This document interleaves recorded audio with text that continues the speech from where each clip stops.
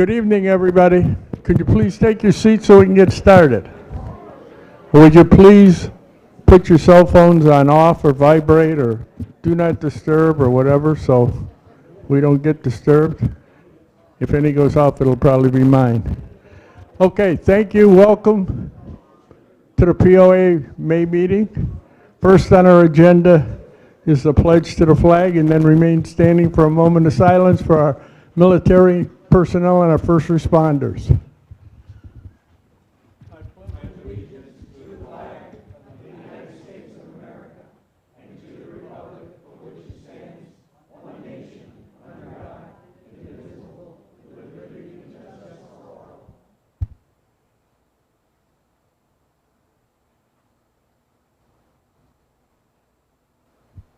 Thank you. Please be seated.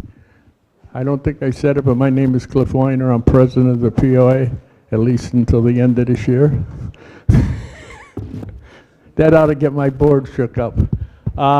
Next on the agenda, you're laughing. Next on the agenda is the reading of our minutes from our last meeting by our secretary, Reb Benson. Okay, let's strike that last comment that he made about, end of the year stuff. How's everybody doing this evening? As I said, I'm Reb Benson, Secretary of the POA, and for the minutes, what we normally do is just sort of cover some of the highlights of the last meeting, not really cover everything associated with it. Our meetings usually have some opening part like we have here, then we have some announcements, and those are pretty much standard each time, so I'm not going to cover any announcements unless there was one of particular. Then we usually open up to questions for residents, so a couple of them from last month just wanted to bring up. A resident stated that the Governor DeSantis had announced plans to hold another special session of the Florida legislation to address roofing costs. And I think you've seen where I believe it's this week or next week is when the special legislation for the roofing. Next week. A resident mentioned a new traffic light at US 301 and Marsh Bend Drive, and that the timing of it was pretty lousy. Had to wait 3 signals recently to get through. Another resident mentioned that they brought that issue up with Mr. Bradley Arnold at the Sumter County Administrator, and that he had let VDOT know about the timing issue. That it's up to the state engineers to take a look at it, evaluate it, and decide if they're going to change any of the timing. So if anyone on 301 and you had problems with that new light that's right there on Marsh Bend Boulevard, I guess the engineers are looking at it. Our speakers last month were Vicki McMillan and Marilyn Gagan from the Honor Flight to discuss the overall program. Vicki mentioned that it's a nonprofit program that started in 2004 when a doctor wanted to help a veteran who had never seen the war-related memorials in Washington, D.C., so worked to get an air flight for him to Washington, D.C. There are over 140 hubs nationwide now, and the Villages Hub started missions in 2012. Started with World War II vets, and now mainly Berlin crisis, Korean, Vietnam, and Iraqi vets. But any veteran can sign up to go. Veterans pay nothing, but it takes the village the size of ours to run a hub. Currently there's about 600 on the waiting list to go. The wait time depends on when served. World War II vets get to the top of the list. Reason being is we're losing about 2,000 of them each way, passing away each year. She then talked about there are 4 airplane flights per year, and then there's 2 flightless events per year. Same program, but it's done at the Eisenhower Rec Center just during the day, 10 a.m. to 4 p.m. The day starts out with meeting at 1 o'clock in the morning at the American Legion Post in 347. I know that's the time we're usually all up, right? And it's an all-day event. They proceed to Sanford Airport, then to Washington, D.C. After events, they're back to Sanford Airport and the American Legion Post. So it's about 22 to 26 hours total time. And the Guardians that take the vets up there probably cover about 15 to 20 miles walking. The vets are in wheelchairs. Obviously, they see a few of the different events, the memorials up in the Washington, D.C. area. She mentioned that they need new volunteers and guardians. 200 are working behind the scenes when an event, a flight takes place. Honor Flight meets the first Thursday of the month at 1:30 at the Eisenhower Rec Center if you ever want to join in on one of their meetings. Marilyn then got up and she stated that there are 7 to 8 hubs in Florida with the villages covering 5 counties, and it's the largest one in the state. The Guardian's fee is $500 per flight when they first started the program out. That cost for the Honor Flight pays for each vet has gone up to about $600 a flight. 90% of donated funds go directly to veteran activities. Fundraising events include purchasing of Smile. If you purchase anything on Amazon.com, 1/2 to 1% of your donation can be designated for the honor flight. You can get an honor flight Florida license plate. Go to villageshonorflight.org to get information. They have an annual golf event. Did it on May 6th at Del Webb. It was a sold-out event. Maryland said they need volunteers, donation, and or to do fundraising for the honor flight if anybody's interested. One of the questions they asked was, what are the qualifications to be a guardian? Be enthusiastic and be under 75 years old. You cannot fly once you turn 75. The cost is now down to $250 for the first flight for the guardian and $200 for each flight after that. And then we adjourn the meeting shortly after 8 o'clock. Thank you, Rep. Rep, this is for you. Already put it in. Oh, okay, thank you. Can I get a motion to approve the minutes? Second? All in favor? Minutes are approved. Next is our treasurer's report from our treasurer, Donna Kempa. Hi, everybody. Okay, for the month of April, we had $9,557.66 in revenues and $19,800.77 in expenses. So we ran a deficit of $10,243.11. The good news is, but probably won't last more than a month, we are on the plus side for the year so far. Our total operating funds balance is $164,512.45. Thank you. Thank you, Donna. Next is something I started to do where I introduce people that have served you or are serving you on committees or boards in the villages. So we have some supervisors here from different districts. Andy Bilandaro from District 12. Andy's also running for Sumter County Commissioner in District 2. Don Brozak from District 11. Raise your hand, Don. Thanks for coming, Don. Jerry Felici from District 5. Sal Torme from District 8. I'm ahead of myself. Mark Hayes, District 4. I'm also supervisor in District 4. So Mark and I cannot talk about anything in District 4. We have our Sumter County Commissioner here. Chairman. Craig, stand up, please. And I move to approve the treasurer's report. Thank you. Let's see, who else? Anybody? Oh, yes, in the back. I forget her every time. Donna Kempa serves on the AAC for District 3.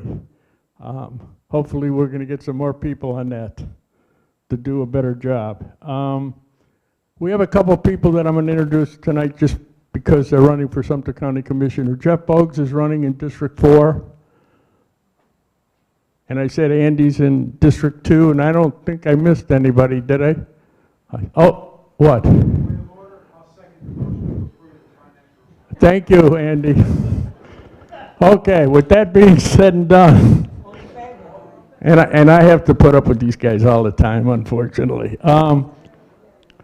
With that being said and done, we now, just so you know, video stream, live stream our meetings. It's being done right now as we talk. Go to our Facebook page.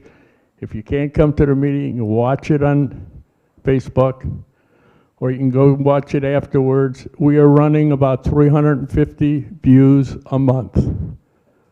We've had a high of 1,760 when Chief Kane and Richard Barrow, previous district manager, was here, but we are getting at least 300, 350 every single month.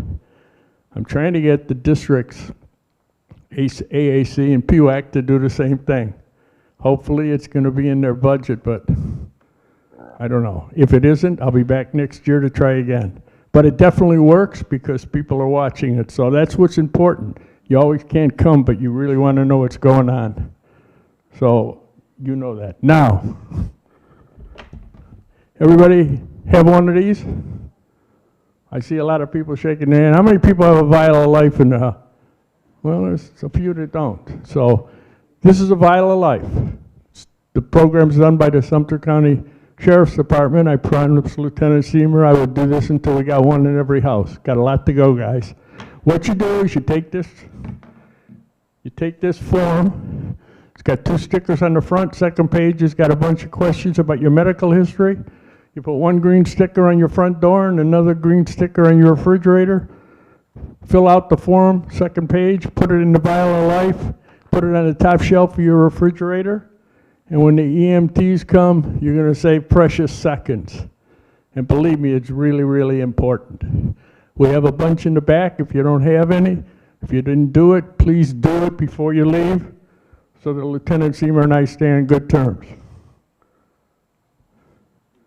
I need you guys to know that there's a lot of information on the district website about the Special Fire District. This is what you can go online and print or look at. You don't have to print it. And on the last page, the first pages are a bunch of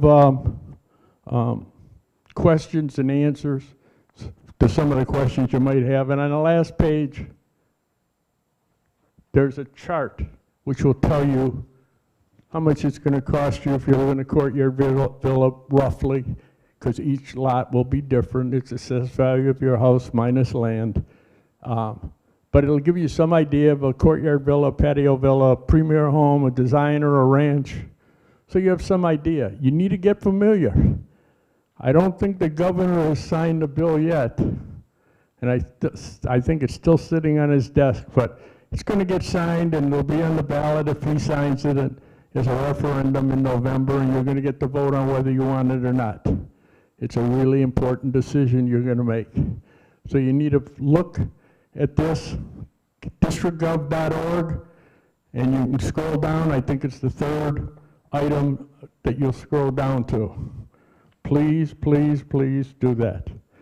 In the back we have our friends from Seniors versus Crime, Villages Hospital Auxiliary, SECO, Realty Execs, Chief Wolf is in the back, head of Community Watch.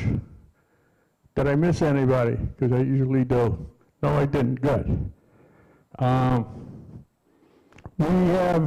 We have speakers available on 2 issues. If you're interested in what's going on in the villages, the POA can do a presentation for you and give you some information about what's happening.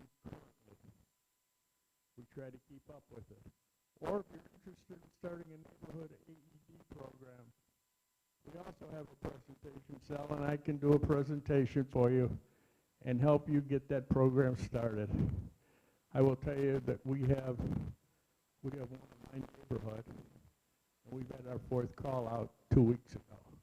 So it's really, really, really, really important that we get more. We are now up to 284.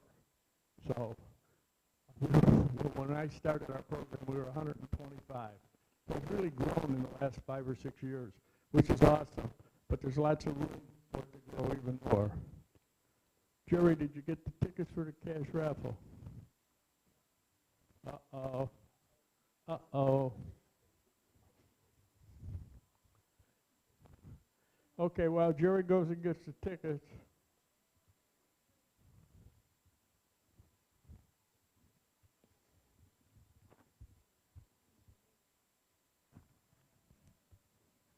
Test 1, 2, test 1.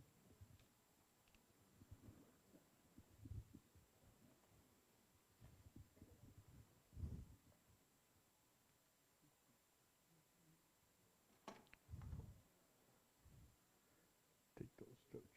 Take those. Take those and give them to him. Okay. All right, first number.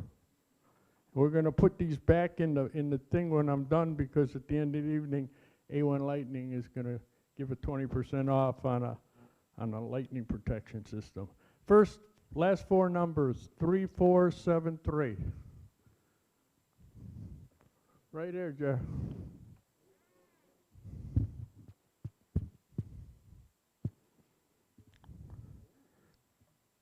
Three, 4, 9, 6.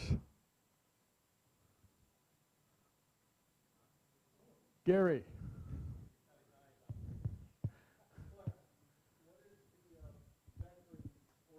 SOS.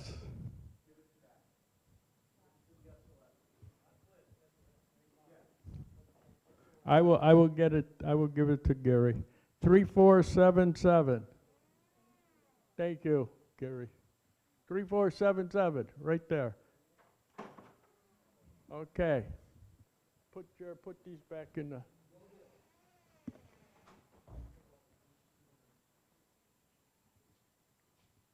Okay, next is the open forum part of the meeting where you can ask a question or we'll put those back in the thing. We'll try to answer it. So you got a mic? Anybody got a question on anything? If I don't have an answer, we'll get it for you. Wow. No question. Oh, there's one. Save the day. Stand up close to your mouth. Do you really? Oh, goodness. I'm sorry, but I wasn't listening when you were talking about the bill that you were bringing to Governor DeSantis. What bill is that and what you're talking about? Where can I find some information on that? It's the special fire district. It's the bill, it's been passed. It's out of the House and out of the Senate, and it's sitting on Governor DeSantis' desk to be signed. If and when he signs it, it will go on the ballot in November, and you will vote on it as a referendum. Anybody else? Anybody else? All the way in the back. Jerry, all the way in the back. Oh, thank you. I just want to, I guess ask a question or point out a situation that happened on the pickleball court about 2 weeks ago. A gentleman fell and broke his hip. And I was playing on the court right in front. And when the EMT technicians got there and they were working on him, I overheard behind me, they said that there were no ambulances available in the villages. This was on a Saturday. And they said, you're going to have to get someone to take you to the hospital. They did put him in a wheelchair and they wheeled him off the court after a little while. But I assume he found someone to take him to the hospital. I don't understand how that happens here in the villages on a Saturday, that there was no ambulances available. I can answer that. Oh. AMR is the Ambulance Transport Service in Sumter County, and they have many times when they have no ambulances available. That's why we're going to a special fire district, hopefully, and that won't happen. So What village? it was at Colony Cottage. Okay, so it's Sumter County. Okay. Yeah, it was Sumter, yeah. Sumter. Okay. Oh, So wow. hopefully that won't happen.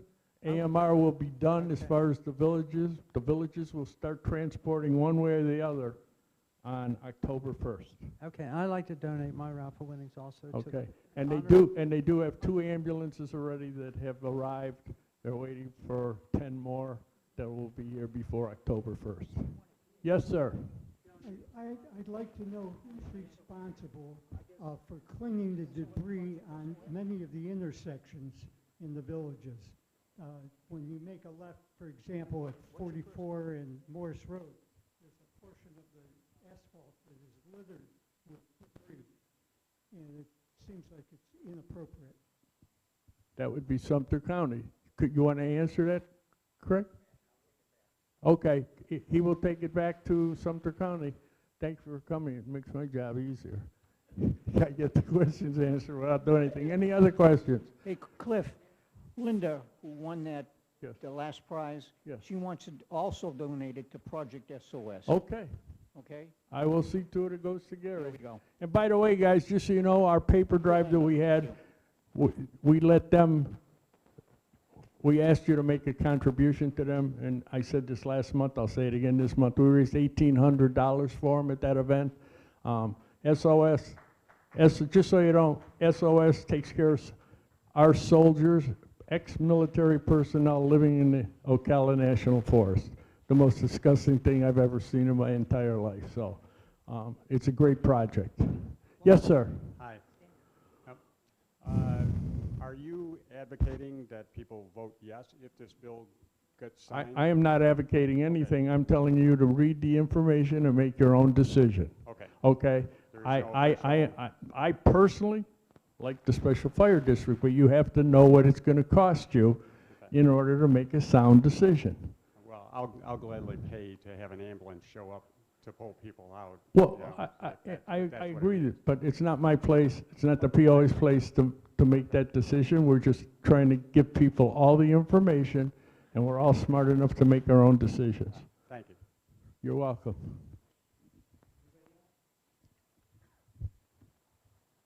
Nobody else? Okay. Yes. Wait, you need a mic, so, and I should be repeating this. I'm not that bright, even though I'm a CPA. I saw that chart. What approximately is it going to cost per household, from the smallest to the highest, let's say? I saw, and I'm doing this off of memory, because this chart isn't the one that, the new chart that's on there. They have a new chart, and they made it a lot simpler. If you're talking about the spreadsheet that you looked at, that's impossible, and I told them that. So there's a new chart.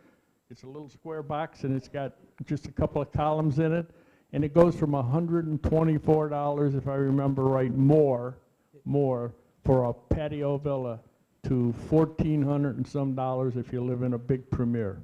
Now, yes, but that's not every instance. It's assessed value of your house. So one Premier could be worth $2 million, and another one could be worth $1 million. There's a big difference. So that's why you need to do your due diligence. And I just want people to understand, it's going to cost more money, but most of us feel that more money is worth it, okay? Because it's going to save our lives. I know they saved my wife's life in December, so I'm all for it as far as that's concerned. Yes, anybody else? Is that amount a yearly fee that's going to be added on? It is a yearly fee. And some of that might go, let me just say this, Craig's sitting here. Some of that might go away because right now you're paying taxes and it goes to Sumter County, and they could forgive that, and so that could wash some of it away and make it a lot more feasible and palatable for people to accept. We'll see what Sumter County does, but I'm sure they'll do the right thing. Andy? I could be mistaken, but I think a lot of people are confused. I think we have two separate issues here. The county voted on each fire, Sumter County Fire and the village's fire, transporting their own patients.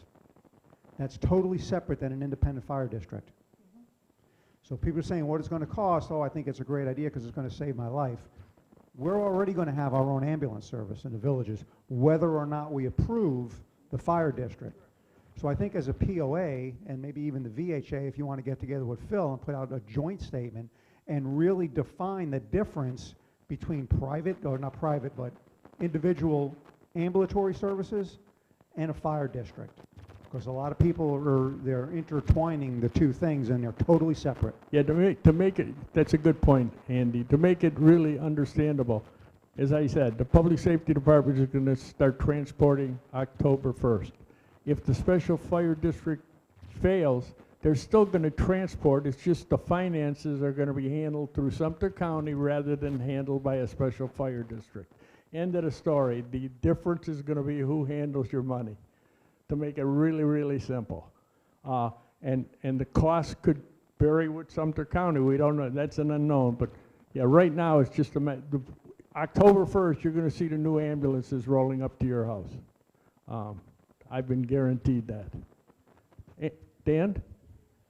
Yeah, just a reminder, if you really want to influence your local government, now is the time, because all of the districts are in the process of going through their budget work sessions for the next year. So I just attended mine, District 9, yesterday. District 10 was yesterday. I think 4 is coming up, Cliff. So these are all in process at this time of the year, and they're going to be moving towards approving these budgets in the month of June, and then they'll have public hearings later on. So as citizens, this is the key time to be able to influence your local government. So whether you have something to say or not, it behooves you to attend the meetings and at least see what your local district is doing. All of that information is online in District Gov, okay? Same things rolling out with the county. This is the time of the year to engage yourself in the process, even if you just look at the budgets and educate yourself. And if you feel so inclined, show up at the meetings and give them your input. Yeah, Dan's right. Tomorrow, District 1 is at 8 o'clock with their budget hearing. District 2 is at 9:30. District 3 is at 11, and District 4 is at 1:30. A week from Friday. This Friday coming up is District 8. Yeah, 8, 6, and 5 are 8, 6, and 5. right. So, yeah, if you want to know what's going on, it's really important because it's going to govern what you're going to pay in your districts for the next year if there's any kind of maintenance increase. Any other questions? Okay, before we start before I turn it over to my friend Len, our speaker next month, June, we're at Everglades.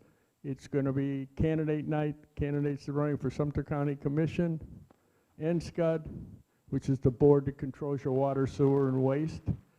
And a couple of the state people that are running for state representative will be at that meeting. In July, it'll be Bradley Arnold and the commission chairman, Craig Estep, on the budget for Sumter County for next year. So we'll get some ideas to what they're going to do. We had a mix-up in August, and our meeting, I'm canceling our August meeting because it would have been on a Wednesday night at Everglades, and that's not going to work. September, we have Dr. Norman Anderson, who's going to talk about Medicare. And in October, we have Patrick Walsh from the Covana Waste Plant, where we take our waste materials and they burn it, turn it into energy. So that's going to be pretty interesting. I'm looking forward to that one. And I will tell you that as of September, all of our meetings will be back in this building. I'm canceling our meetings at Everglades. I get a much better turnout here for some reason than we do at Everglades. So with that being said, I now turn it over to my friend Len Hathaway, who's going to do a great presentation on lightning. The floor is yours, buddy.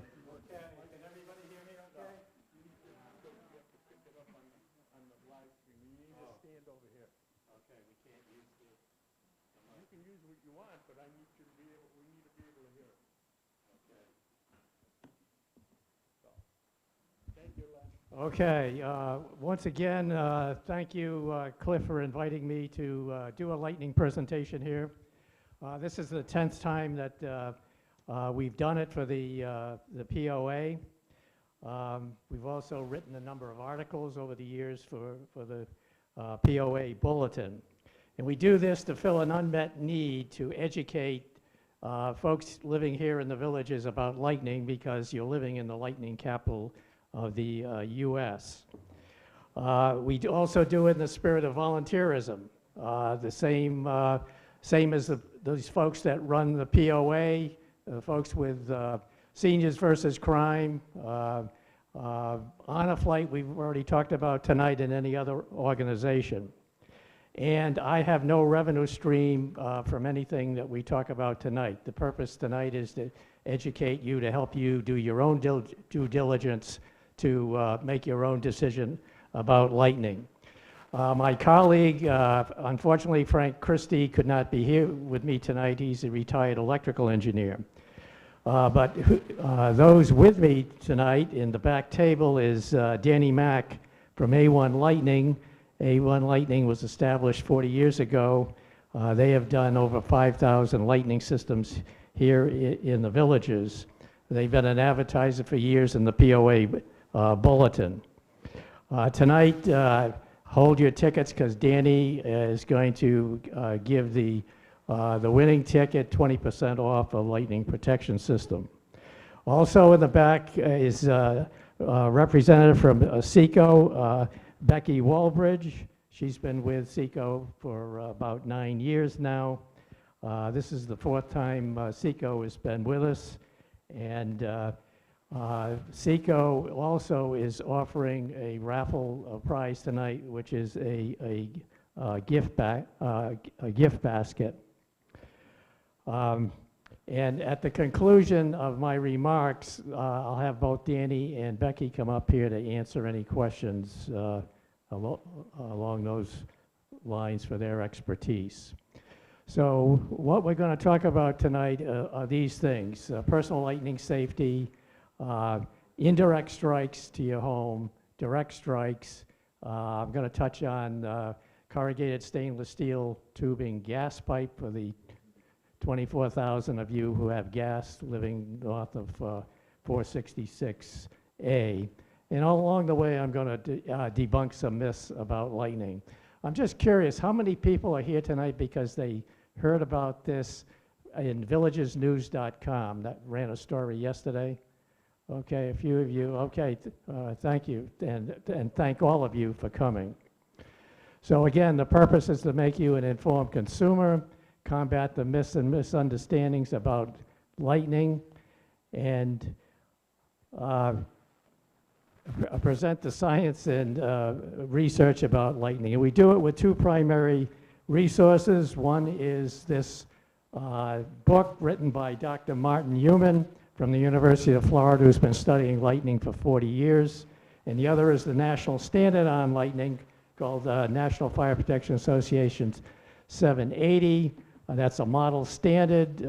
Some authorities having jurisdictions, such as state of Florida, has picked that up for educational facilities and healthcare facilities, but not residential.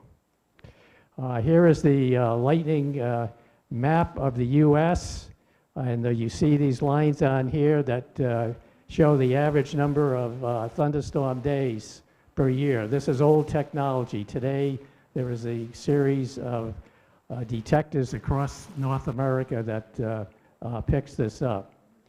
As you see, we're living in the band where it shows 80 thunderstorm days per year. However, based upon the records that some folks keep here in Florida, we average 108 days with lightning per year. Last year was a down year. We had 95 days with lightning, and we've had a high of 124. So we're the lightning capital of the nation, but not the world. And you see the circle around Tampa Bay, and that's why the Stanley Cup winning Tampa Bay Lightning is appropriately named the Lightning.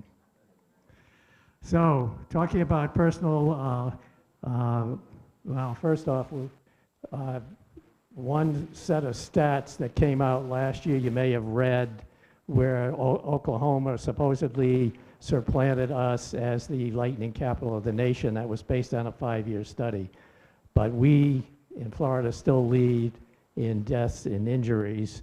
And Lake and Sumter County, you can see Lake is 7th in the nation, 7th county in the nation, and Sumter is the 14th, so we get a lot of lightning here. Here is the number of lightning deaths that have occurred since the National Weather Service began keeping track of lightning in the 1940s. Actually, there was a high of 432 deaths due to lightning back in those days. However, now, last year, if you read the POA bulletin or you read what was in Villages News yesterday, we had a low of 11 fatalities, which breaks the record. The next lowest had been 16. So as you can see, the education that's about lightning has paid off. Of the 11 fatalities last year, 4 of them were here in Florida. 2 were on a beach, 1 was a roofer, and the other one was on the golf course. We'll talk about it in a moment. But 82% of fatalities are males, so therefore you ladies do not want to have equality when it comes to deaths due to lightning, certainly. So here what you see is what happens if you are so unlucky to be struck by lightning, and I'm not going to read those things, but the recovery can be in days, months, or years. if you come upon a person that has been struck by lightning, they're probably going to be in cardiac arrest. So you're going to need to call 911, start CPR, and get the nearest AED until the paramedics arrive. We had an incident here in the Villages in 2017 where a boy was struck, 12-year-old boy was struck at the polo fields, and the tournament director knew what to do, did those things I just talked about, and the boy was saved. But here's another point. It had not rained at the polo fields. It was raining and lightning 2 miles away. Lightning is highly unpredictable, and that's a good example of it. As far as golf is concerned, the Villages, as you know, has no warning system, and as it says in the Good Golf Guide, you proceed at your own risk. Now, last year, there were 3 deaths on a golf course due to lightning, 1 here in Florida, 1 in Pennsylvania, and 1 in New Jersey. We hadn't had any for 3 years. It's just the luck of the draw. But anyway, think about that when you're on the golf course and there is a possibility of lightning. Now, here's the first myth I wanted to discuss.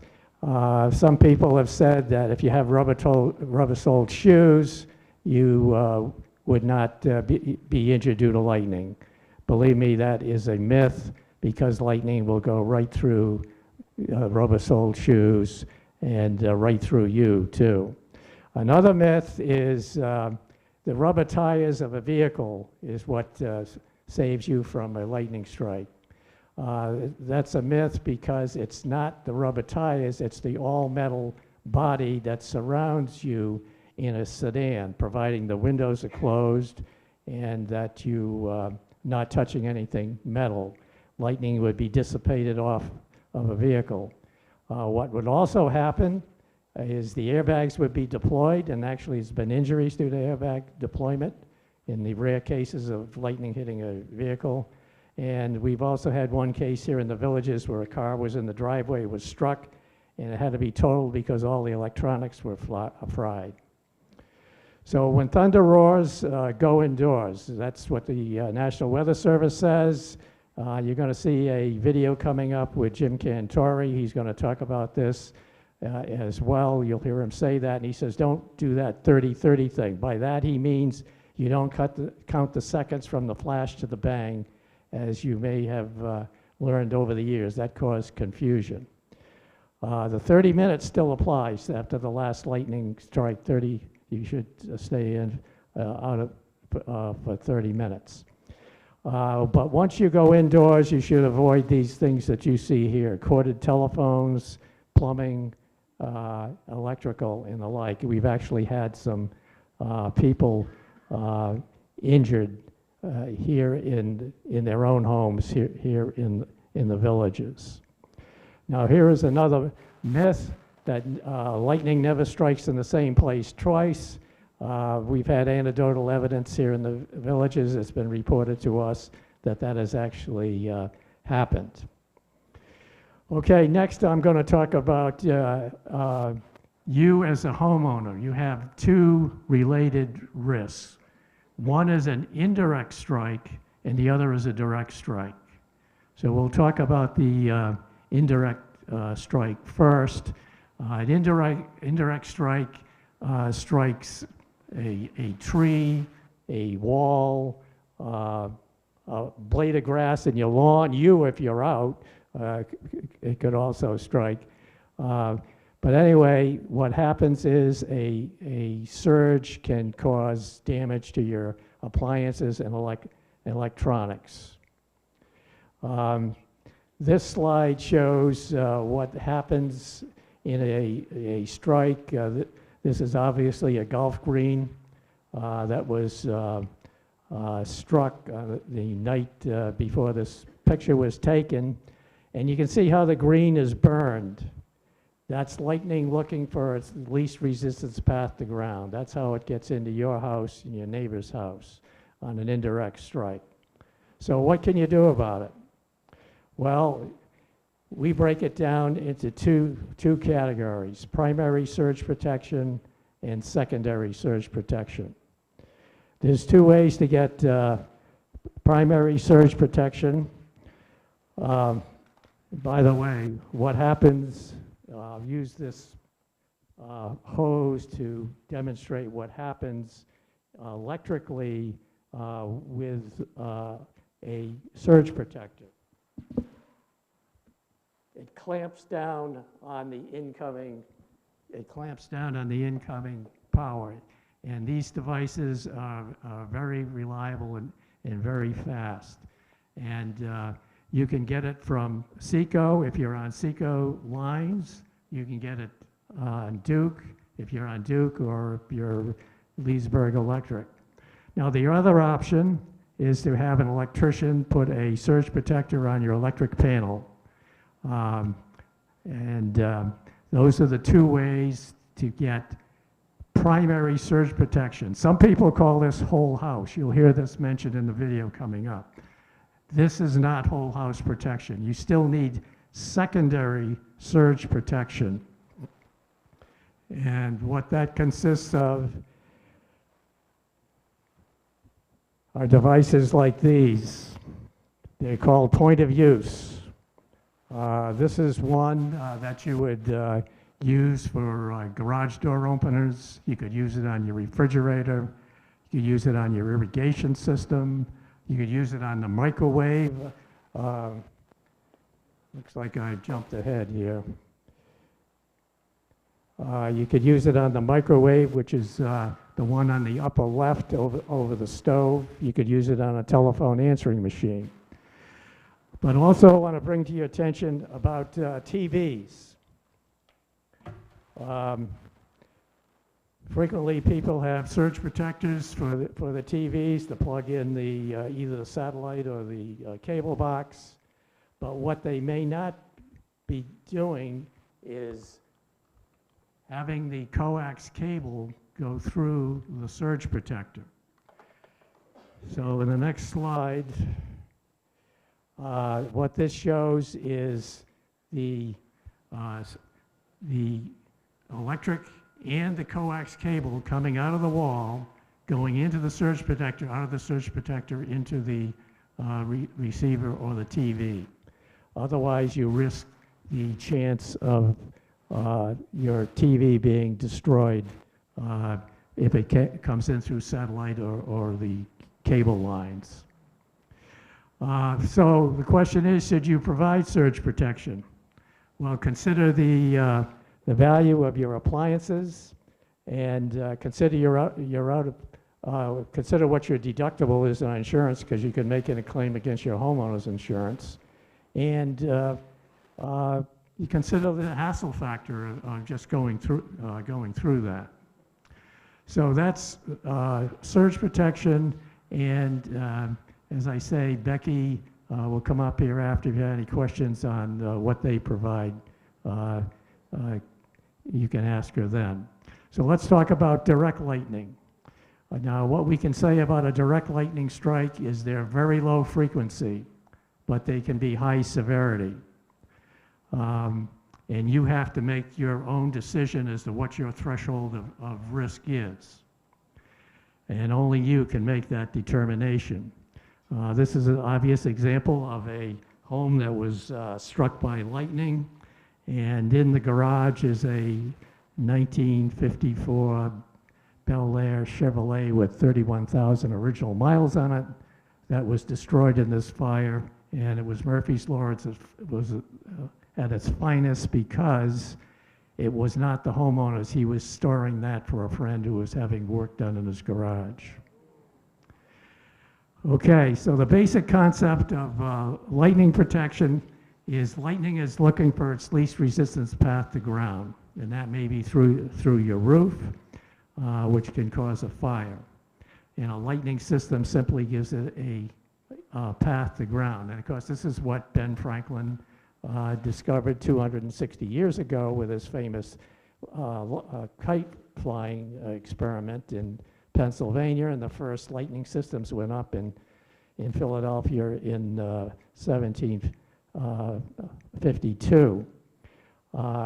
Franklin was awarded honorary degrees by Harvard and Yale, and it was also recognized in Europe as well. So who uses lightning protection system? Well, there's quite a bit around Sumter Landing, as you will see in this series of pictures. Even the libation stations, the restrooms are also protected if you need to use those. Every building around the square is protected with lightning rods except the radio station. Here's another example of lightning protection. This is Duke's 500 kV line that goes through the villages from north to south. Those two top arrows pointing to the static lines that that divert the lightning to protect the current carrying cables that are below it. This is the picture of the textbook that I talked about earlier by Dr. Martin Heumann, and you see a rocket on the launch pad over at the Cape, and you see those 4 towers. That's the lightning protection system. Prior to protecting the vehicles on the launch pad, there was several cases where either a rocket or vehicle was struck and there was damage. This is the, this was going to be fire headquarters on Bonita Boulevard when I came here. But that's also protected, as is the new fire station, new 5-year-old fire station down on Morse Boulevard. Over at Spanish Springs, the sales center is protected over there, as well as the hotel and the Sharon. What you're looking at here is a time-lapse photograph of a lightning strike up at Camp Landing, where the University of Florida fires rockets up into the thunder clouds, and this is where they've had a strike, and the lightning is being directed down to whatever they're teaching on the researching. So in this case, it was directed to this home that was built, this test house built on the premises, and the lightning system operated as it should, and there was no damage to the house. Okay, here in the villages, since 2004, there have been 20 homes that have been destroyed by lightning. None of them had a lightning protection system. You can see the months where they occurred, July being the most popular month for when they've happened. Frame versus stucco is just the luck of the draw. And 15 of them happen to have a gas pipe we'll talk about in a few moments. But in no case that we've been able to find has been a link. So now I'm going to, hopefully, if this works. Your emails and your tweets. And lately, we've been getting a lot about severe weather and how it affects your house, and in particular about lightning. So we've called our friend and meteorologist Jim Cantori in. Jim, good to see you. Hey, buddy. Good to see you again, too. All right. So I see you in all sorts of weather events, hurricane-force winds, driving rain, but you don't like lightning. I don't. You don't get a second chance with lightning. I mean, that is my biggest fear out there, no question about it. On average, in the United States, 25 million strikes from the cloud to the ground per year. Wow. That's a lot. That is a lot of strikes. Yeah. Now, I think of lightning as something that happens often with summer storms. Is that correct? Year-round. I've been in 4 situations where, while it's a blinding snowstorm, we've gotten lightning. So thunder snow. Well, maybe you shouldn't hang out in so much weather. Maybe that's what it is. So what's actually going on? What are the physics of lightning strikes? It's all about charges and breaking what's keeping that charge apart, and that essentially is the air. So let's say this is the cloud. You've got all these ice crystals, rising air motion, kind of building this charge, and my hand is going to be the ground or a person or a house or whatnot. I'm going to touch this and break the charge, and boom. And by breaking the charge, you're really making a connection. It's almost like completing a circuit in the electrical wiring in your house. But on so much a bigger scale. I mean, you're talking about something that's 5 times the temperature of the sun, 50,000 degrees Fahrenheit, plus, let's say, about 300 million volts. Okay, so this is why you don't mess around with lightning. That's why I don't play with lightning. All right, so what's the best way to stay safe? I mean, what do we do when lightning is near? Simple. When thunder roars, go indoors. It's really that simple. I mean, start running if you're in an open field. Don't crouch down in a position. Don't do that 30-30 thing.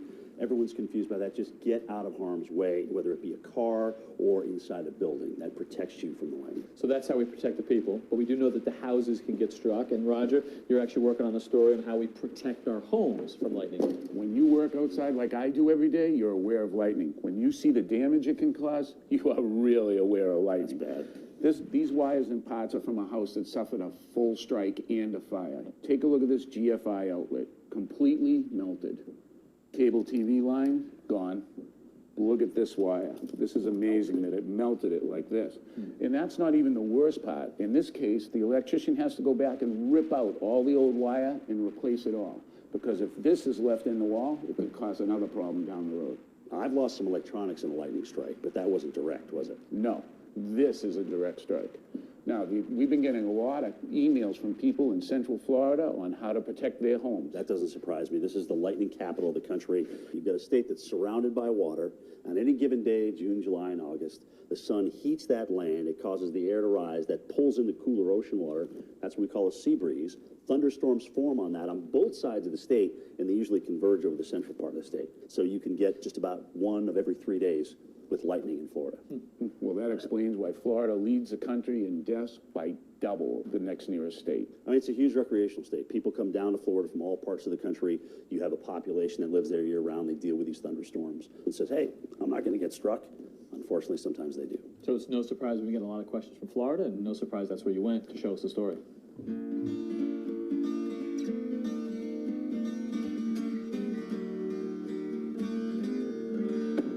Hey, Ben. Hey, Roger. Thanks for coming out. My pleasure. Good to see you. Good to see you. So I hear you get a lot of thunderstorms in this area. We do. A lot of lightning. It stays busy all year long, and it just intensifies during hurricane season. Had a lot of problems, including losing some of my appliances, circuit boards in my air conditioners, some computers, just a lot of things around the house. And that's not from a direct hit. That's just from a surge. Right. And with my house being a little taller than some of the others, I'm worried I might be a little bit more of a target. Well, the good news is there's some things we can do to protect your house, and we have a crew here to help us with those. Let's take a look. Great. Ben, I want you to meet Guy Maxwell. Guy, you have a lot of experience with lightning. I do, Roger. My father started in lightning protection as a teenager in the late 40s. I started helping him when I was 9. I've since brought my daughter on board, so that gives us 3 generations. A lot of experience. So how do we get started protecting a house like this? You want to take a lightning strike and disperse it into the earth. What you do is you install lightning rod on the roof, lightning protection cables, down to a grounding system. So show us some of those pieces. This is a 24-inch lightning rod, or called an air terminal. Solid copper? Yes, and it can be spaced at 25 feet. We took a look at this and decided that it was too tall, aesthetically wise. Would be better off with a 12-inch. What do you think, Ben? I like the smaller one. But the spacing on it's a little tighter. It's at 20 feet. And on Ben's house, we took a look at if he had dormers and things, gas line, it's electric, and you design a system around that. In his case, he didn't have that, so he gets 5 lightning rods on the ridge, right there. So it's off to the roof? Actually, no, we're going to go to the attic. Right now, we're running the ridge cable, which connects the lightning rods on the roof to the grounding. Wouldn't it be easier to just run the cables on the roof? Yes, it would. But eventually, when they replace the roof, it would be a lot better to have the cables ran on the inside. We'll drill a 1/2-inch hole through the ridge and install a through roof assembly. It's really important the ridge cable is securely fastened to the base plate.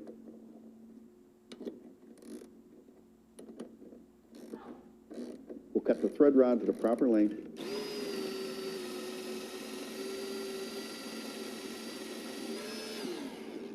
Seal it with roofing cement. Install a nut and a washer. And the lightning rod just screws on top.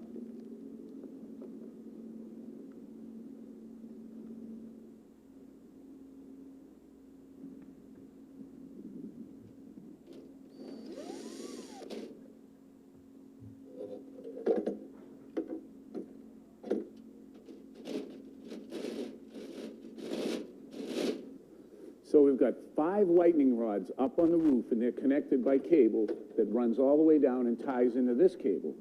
And this is one of 3 downleads on this house that'll be securely connected to a ground rod. Now, I know that this soil is sandy, and that's not a good conductor of electricity. So what do we do about that? Well, normally we'd put a 10-foot ground rod in, but because of the soil conditions, we're going to put 20-foot. We'll couple the 2 10-foot together and drive them into the ground. That I have to see.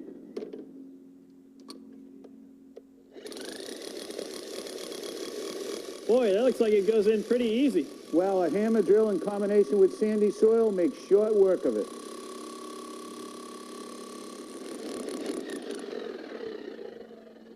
We'll use a coupling to attach the 2 10-foot ground rods together.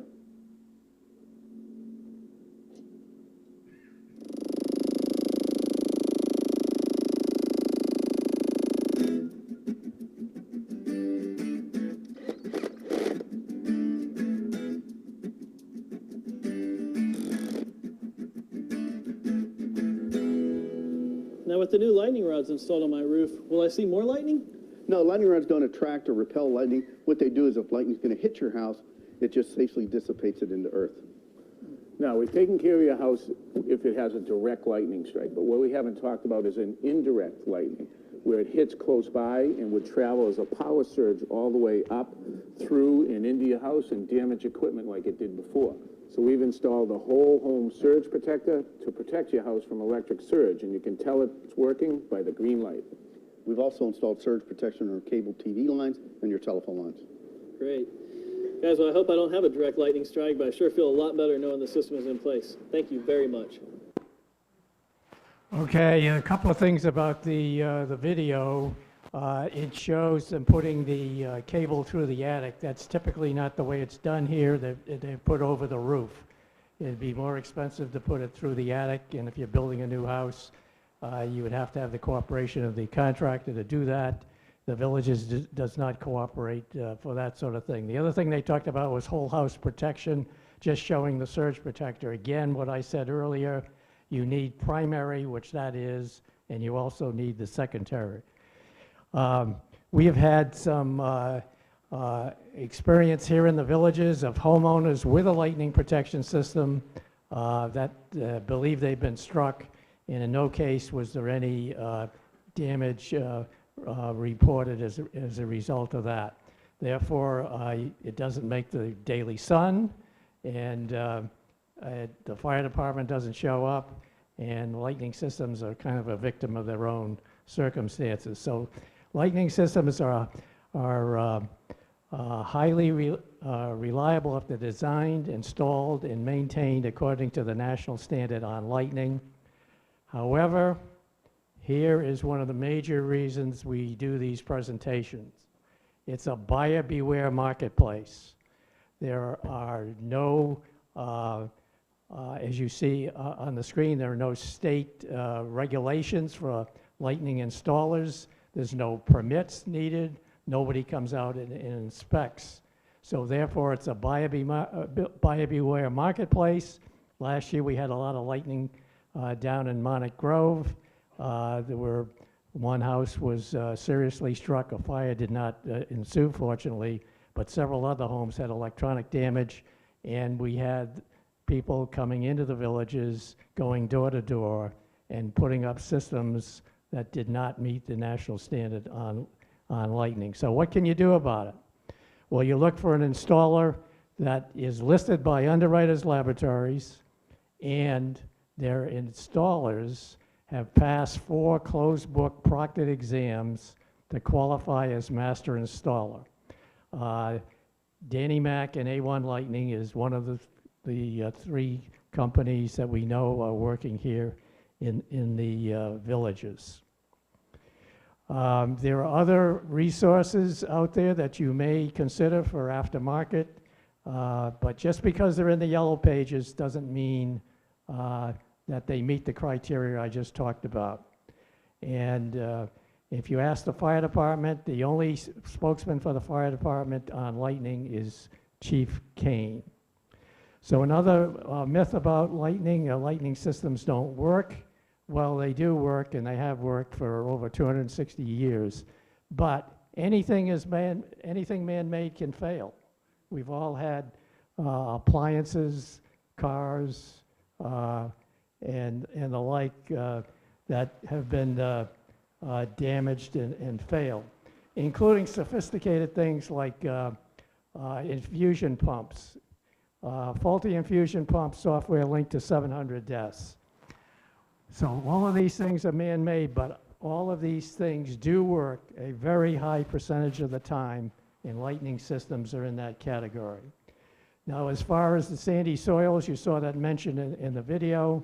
At my house, I have 4 driven ground rods around my house, 10-foot rods, and have an acceptable ground. But it's up to the installer to drive the number of rods to the proper depth. That's why you're hiring a qualified installer. Another myth is my next door neighbor has a lightning system, so they'll get struck, but I won't. This is the house that was, I told you, had the 54 Chevrolet. The house next door had a lightning system. The house across the street had a lightning system. This house didn't, and this is the house that was struck. And lightning doesn't always strike the tallest object. There's a house in Mira Mesa that was struck a few years ago. You see the live oak at the corner of the house. That wasn't struck, but the house was. Another myth about lightning is that lightning protection systems attract lightning. You heard Guy Maxwell in that video say that's not the case. It simply gives us the least resistance path to ground, and that's what is in Dr. Martin Newman's book. So should you install a lightning protection system? 2 things to think about. If you have a high tolerance for risk, you do nothing. The money stays in your pocket, and if the worst happens and you've got paid your insurance premium, you'll be reimbursed for the value of the contract. But if you have a low tolerance for risk, that's where you trade off your hard-earned money to put in a lightning system for peace of mind is what you're buying. And you can see that prevents all of these bad things from happening to you. You can see up on the screen, and call your attention to the left-hand last one, going through the stress of the entire ordeal, which was reinforced to us a few years ago when a homeowner in Calumet had to recover from total destruction of the home, and the husband was not in good health, and the wife had to make all the decisions, and she wanted to, through us, to tell people about her experience about going through the stress of the entire ordeal. How much do these systems cost? Well, here are some estimates. It all depends on the amount of roof to be protected. The larger the home, the more expensive it will be. And also it should include the pool cage and pergolas. Briefly, how many people have natural gas in their homes here? Okay, a few of you have. There are about 24,000, as I said earlier, of us north of 466A that has gas. You should be aware of a very thin wall pipe called corrugated stainless steel tubing. It has this yellow plastic jacket on it, and in 2005 there was a class action lawsuit that the court found that it posed an unreasonable risk of fire, and the public had not been warned. There was no product recall, and this product is still being used today in about 10 million homes, and it's being used in south of 44 in the new homes, but they're using this later version of it. It's more robust and is supposed to dissipate lightning. Let me show you. This is what it looks like in the attic. If you've got it, there's a manifold in the attic, and you see what's called a number 6 ground wire. That's what the manufacturers and the state fire marshal has said will significantly reduce your risk. I don't buy it, because I've seen too many cases here where there's been an incident. You see the Up at the upper left, the 3H ground rod cable, that's off of the lightning protection system. What happens in a lightning strike, lightning's looking for its least resistance path to ground, and it can jump from conductor to conductor, and here you see the circle shows where it caused an arc.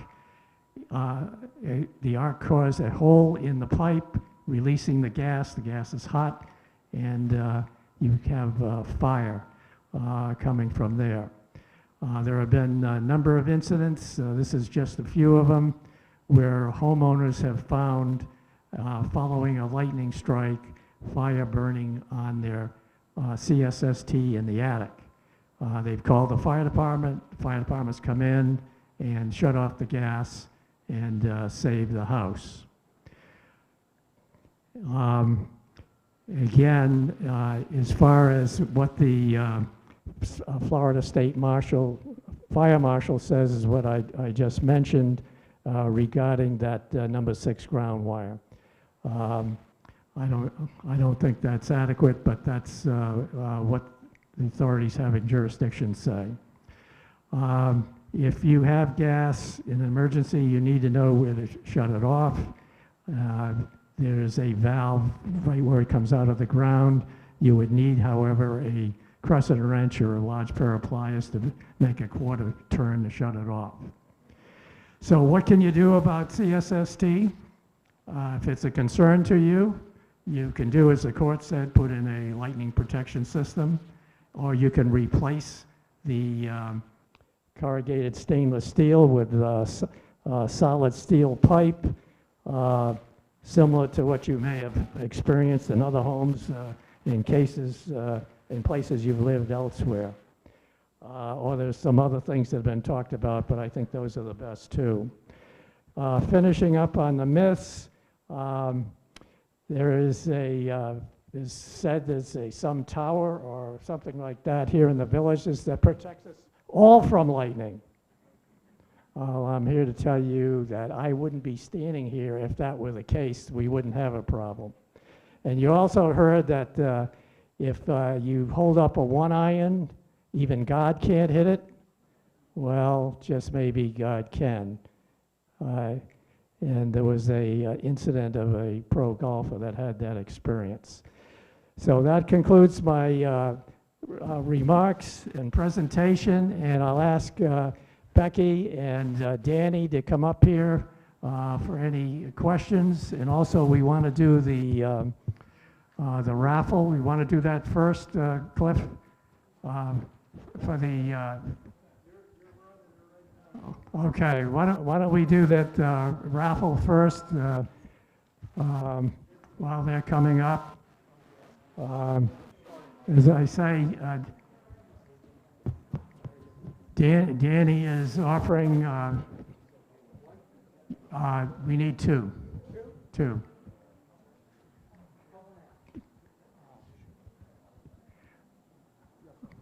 Okay, Danny is offering 20% off a lightning system, and Becky has a gift basket with lots of goodies in it.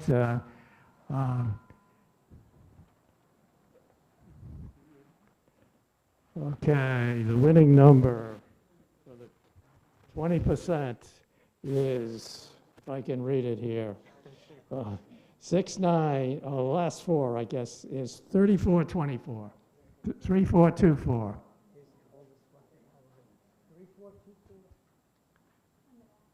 Okay. Okay.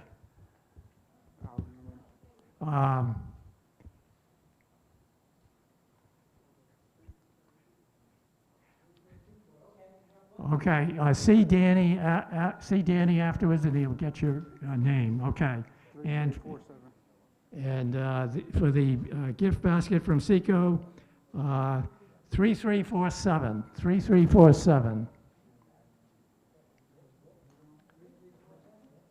Okay. Okay.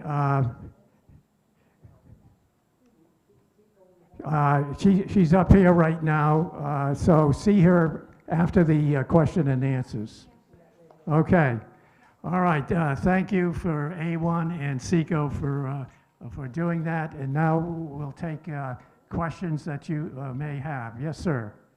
You had mentioned that houses that had the lightning rod protection on the roof had no damage. Have there ever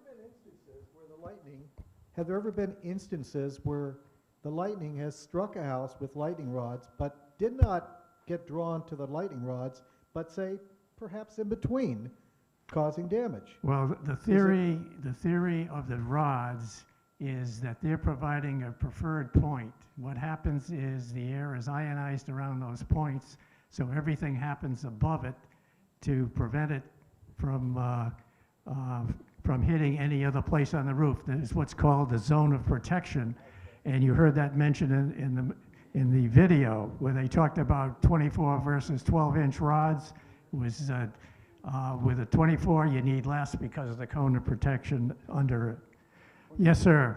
Yes, sir. Secondary surge protectors, how often should those be replaced? How many years? Becky, you want to take that one? The surge protectors, the secondary surge protectors, will usually have a warranty. You got to pay attention to what the box says. Some of them have they don't expire. There's a couple brands out there that don't actually expire. But some of them will expire in 3 years or 5 years. So as you're buying, you kind of have to pay attention. If anybody's an online shopper, there's a ton online. I recommend that that's where you're going to get your best variety. Yeah. Hey, Becky, why don't you guys come over here? I got a question here. Question right here. I got a question. I got an answer. On a surge, on an indirect strike, a surge protector that's installed in the panel, electrical panel, without any individual surge protectors on the outlet, what is that protecting? Just one surge protector on the panel? Surge protector on panels Danny, protect appliances. Surge protectors on panels protect appliances, not phone lines and cable lines. That's the only thing panel protectors protect is appliances. So it is protecting the appliances? Yes, sir. Okay, what is it not protecting again? Phone lines and cable lines. Okay, thank you. Yeah, it protects the 220 stuff that you don't plug in, okay? Your AC, for example, things like that. Other questions? Yes. Yes. This on? Doesn't sound like it. Okay. The part that bothers me or concerns me is about inspection of work performed, materials and so forth. Like electrician has to have a permit and so forth. I worked on a lot of commercial buildings in Florida, particularly schools and major industrial, and I had UL out of Tampa. Had to prove it and accept it before I could pay for the lightning protection contractor. Is UL at Tampa a way for a homeowner to maybe come and say, hey, give me a inspection on the work that's been done? If you buy a lightning protection system, you have the option of having an UL engineer come to your home and inspect it. It's going to cost you, what is it now? $500 now, and it's good for 5 years. I initially had mine inspected. A1 did it under the class action lawsuit, but after 5 years, I did not renew it because I knew that they had done it correctly according to the code. Now, what you're talking about, commercial, industrial, yeah, UL will come out and do it, and that's usually, as you say, part of the contract. Len, I got a question for you. You mentioned about natural gas protection throughout that presentation. What about the LP gas that we have? Is there any specific protection needed for that? Well, again, if it's corrugated stainless steel tubing, the type that I showed you, yes, you should also consider it for that. You probably have a lot less, but you still have it, and it's probably running through the attic. And usually that's what the builder puts in. Correct. Because the builder now he would have put in what you'd indicated there. So you need to have additional protection, is what you're saying? If CSST is a concern, yeah, it's a risk. You know, it's. You done, Dan? I have a question. Dan, did you use aluminum or copper? Copper. All copper? 80% of my work is all copper. Okay. Yeah. Except for Yeah, aluminum. yeah, yeah. 80% of all my work is all copper. The only reason why I do use aluminum is for bird cages, pergolas, gas vents. They all require aluminum on aluminum components. Want to tell people why though, because that's important. Because copper and aluminum do not get along. They're two dissimilar metals. They do not like each other. Copper eat right through aluminum in no time. The advantage of copper is that it's a better conductor, and if you have to re-roof like I did recently, it can be taken off and put back on. Aluminum, you're probably not going to have that option. What would it feel like if you're in a house that's struck by lightning and does have protection? Mini freight train coming through your house. It sounds like a mini freight train coming through your house, and it happens that quick, then it's gone, because we gave it that path of least resistance. So it's not like you wouldn't notice it. You would know it. Oh, most definitely, you'll notice it. If you suspect or you've been struck by lightning, you would call your installer out to inspect the roof. This is an example of a homeowner in Hadley who donated this lightning rod that was struck on the roof. And you can see the tip of it was blackened, but that was the only indication. They didn't have any damage to the home. They did have some damage to electronics which weren't protected, but it saved the house. I had asked about this in the past. When you put in lightning rods, you make a lot of penetrations to the roof, and I was wondering what that means in terms of leakage. Leaks, my leak warranty through me is for 5 years. And the reason why it's for 5 years is because UL, which is one of my main code books, recommends every 5 years you need to get your lighting protection system re-inspected. So after your 5th year, after your install date, I come out there, I inspect it, then your leak warranty with me starts back over for another 5 years. No, it does not cancel no warranty on no roofs. I'm contracted through like 8 or 9 different roofers out here in the villages to take stuff off and to put it back up for them as soon as they get done with the roof. So it does not cancel no warranty on no roof. Yeah, and for those of you who may have bought a house with a lightning system and you don't know who installed it, I suggest that you contact Danny or one of the other installers that works here in the villages that UL listed and have them make an inspection of the system. I have 3 questions. Danny, when you installed you wouldn't remember my system, but when you install a system, I don't think you did it in the attic. You did it above. Correct. The only way we do concealed jobs underneath the roof is if the house is under construction. All these houses out here in the villages, you got absolutely everything inside your attic. AC work, installation, electrical lines. So it's 5 times harder to run houses concealed that are already built. Now, if it's under construction and there's no drywall in there or nothing, then it's 5 times easier for me to do it concealed. So. Plus, I was very happy with your job. Well, I greatly appreciate that. And I have a question for Seco. You put the outside protection for me, and I also had Pike put the inside. What is the difference between the inside and the outside? What's better, and was I stupid for doing both? No, I think the double the protection is always best. The inside protection that you're talking about through Pike, is that in your panel box? Yes. Just so I'm clear. A panel box protector is good because there is a type of path that's called backfeeding. Everybody has a decorative lamp post in their front yard in the villages. If you have weather gauges or cameras on the outside of your home, those are all pieces that are either hardwired back to your panel box or to a control panel inside your home. If it's hardwired to your panel box, then that is a direct path that it can go into your panel box. So it's a good thing that you have the panel box protector, as well as ours. Ours, if it attempts to come in to your home through our electric lines, that's when our surge protector comes into place. What is the lifespan of these? Our surge protector has a 15-year warranty. They have been known to work beyond that. They're equipped with 2 red LED lights that let you know that it's working. I'll check again. Yeah. And the last question, what percentages of houses, and I don't know if anybody knows this, has lightning protection systems? Well, we did a survey of a few of the neighborhoods in mine is Sunset Point, and there was 15%. In Sunset Ridge, which are just 70 homes in the premiers, 50%. There are others that probably go from 1 to 5% down to 0%. So 20 homes is it's hard to really gauge, but the benefit in some respects.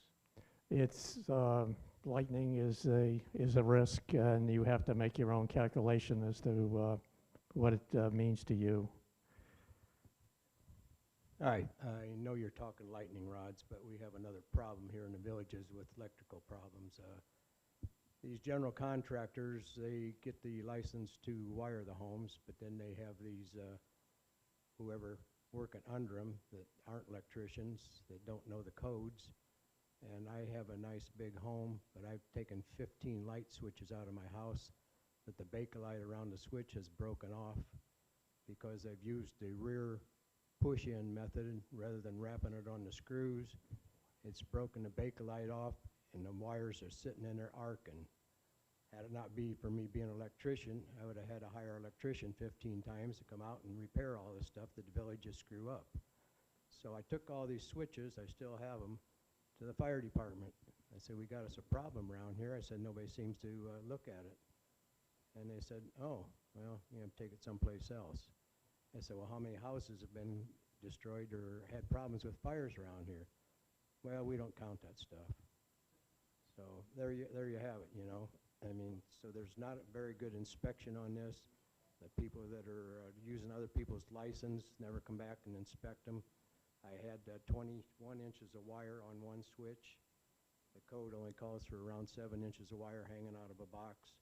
So there's too much wire. When they stuff them in there, it's breaking the Bakelite off, causing this problem. Nobody seems to know and address it, though. Okay, that's beyond my pay grade, but we have an electrician here. Actually, I can answer that. I was an electrician for 44 years. Okay, number one, the inspector should have caught all of that when he inspected the house. Okay, and the reason they're breaking off the Bakelite is they're trying to stuff a wire or push a wire in the back that's too big for it. In 44 years, I never used a push in the back. I always wrapped it around the screw because it can't come off when you wrap it around the screw. It's physically impossible. So part of it is Sumter County, Marion County, and Lake County inspectors, and I've seen them not do the job they should do. I actually was an Ohio electrical inspector besides everything else. So it's a problem with poor workmanship, but that's just the way it is. Okay, any other questions? All of us will be up here after if you have individual questions in the back. What's your theory about flagpoles? Danny, you want to talk about flagpoles? Flagpoles are a little tricky on residential. If they have a ground on them and it enters the house, by code, I have to tie to that flagpole. But most flagpoles do not have a ground on it that enters the house. So by code, really, I don't have to tie to flagpoles. But some people do bond to them and just sink ground rods off it because it does stick so tall in the air. We have one more question. Art, you have a question? Oh, okay. Any others? If not, as I say, these folks will be up here for individual questions. Thank you for coming and hearing the presentation. Thank you, Len, for another great presentation. He's done this almost every year since I've been president, and I've been president now. This is my 8th year, so he's been here a while. Thank you guys for coming. We have donuts and coffee in the back. Hope to see you next month.